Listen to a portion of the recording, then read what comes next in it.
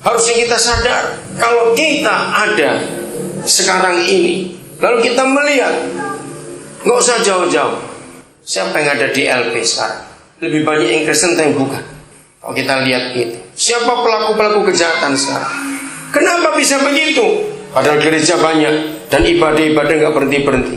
Maka itu kalau kita tidak mau merubah konsep kita, bukan cuma kita butuh Tuhan, tapi Tuhan pun perlu kita. Katakan amin. Tuhan pun perlu kita untuk menyelesaikan pekerjaannya. Maka kalau kita tidak mau mengerti ini, celakalah kita. Hati Bapa di surga terhadap kita anak-anaknya itu selalu ingin memberikan semua yang Dia ada. Selalu begitu. Maka itu penting sekali dalam hidup kita mengerti kebenaran ini. Mari kita buka 2 Tawarin 16 ayat yang ke-9. 2 Tawarin 16 ayat yang ke-9. 2 Tawarin 16 ayat yang ke-9. Mari kita renungkan hati Bapa di surga yang sangat rindu supaya kita mengerti kehendak-Nya. Udah, 2 Tawarin 16 ayat yang ke-9 bagian pertama saja.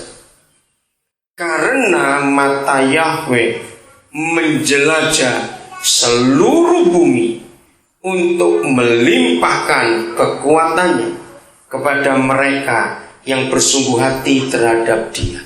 Saya ulangi lagi. Karena mata Yahweh menjelajah seluruh bumi untuk melimpahkan kekuatannya kepada mereka yang bersungguh hati terhadap Dia. Saya mau tanya begini kepada saudara, apa bedanya memberi dan melimpahkan? Ayo cepat jawab. Apa bedanya memberi dan melimpahkan? Ya, memberi seadanya. Kalau melimpahkan terbatas memberi, betul.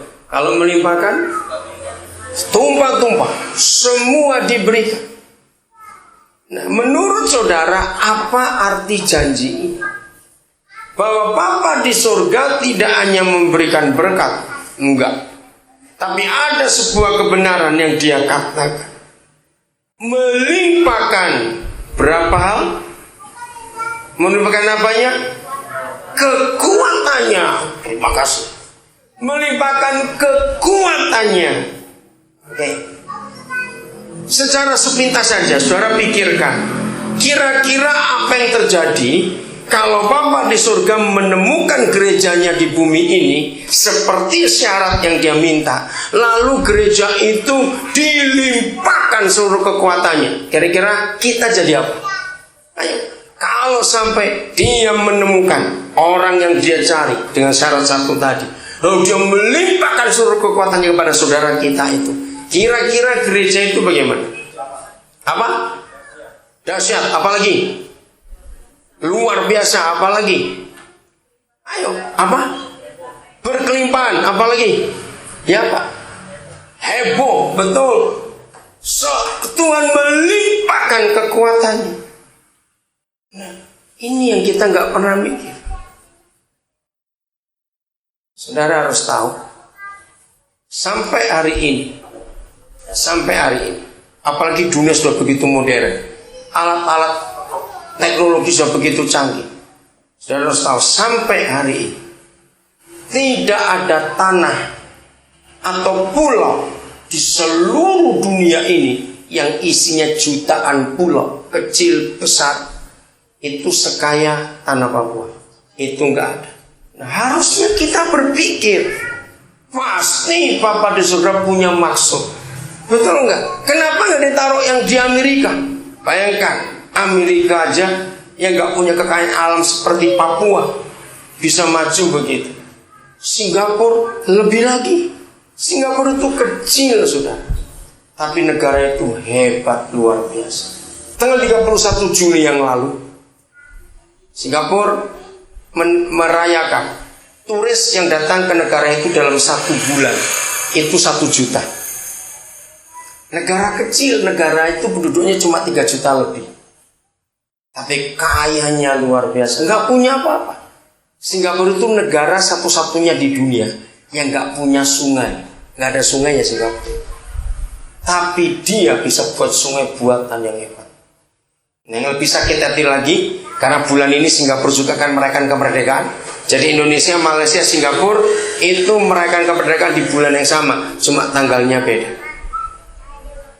Nah, mulai tahun ini Singapura menjadi negara tropis pertama di dunia yang akan mengirim atlet ke Olimpiade musim dingin.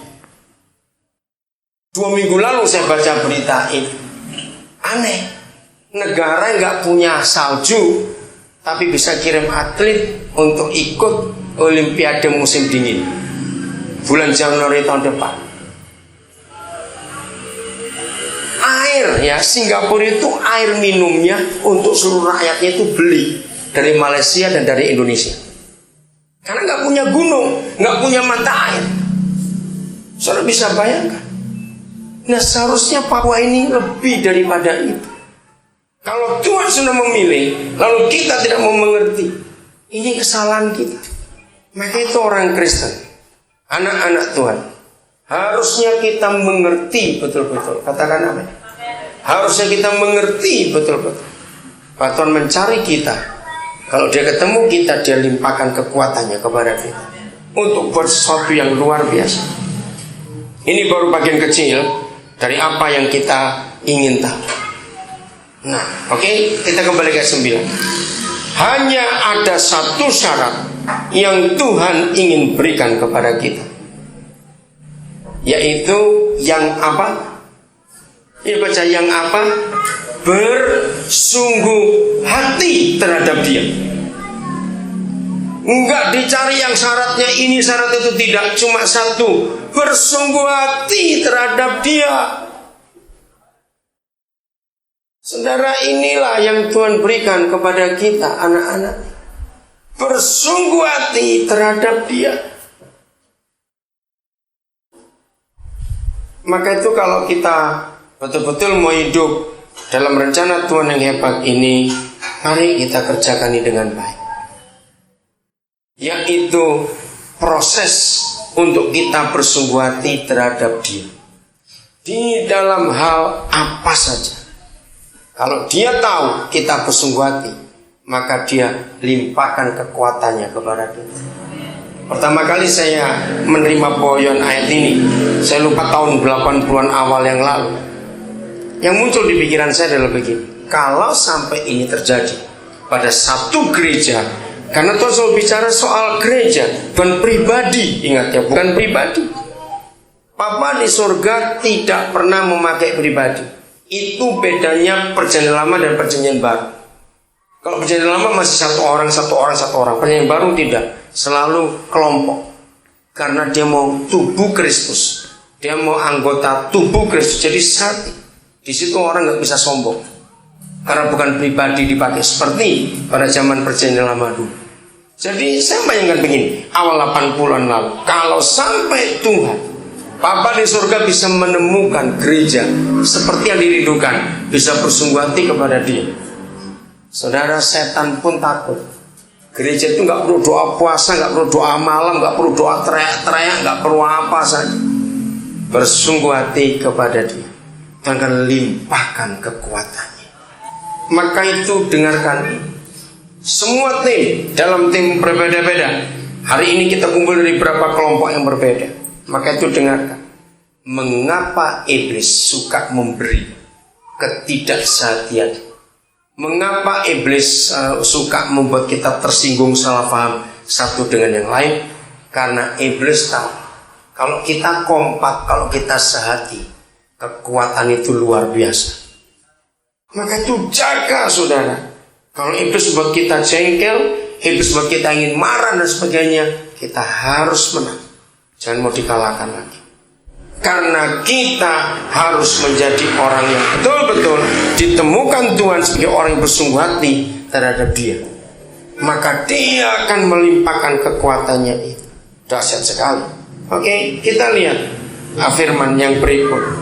Kita buka kitab Nehemia pasal yang keempat. Nehemia pasal yang keempat. Bagaimana ketika Nehemia memimpin bangsa itu untuk mengerjakan pekerjaan Bapa di surga, tapi musuh menghalangi. Ayat yang ketiga.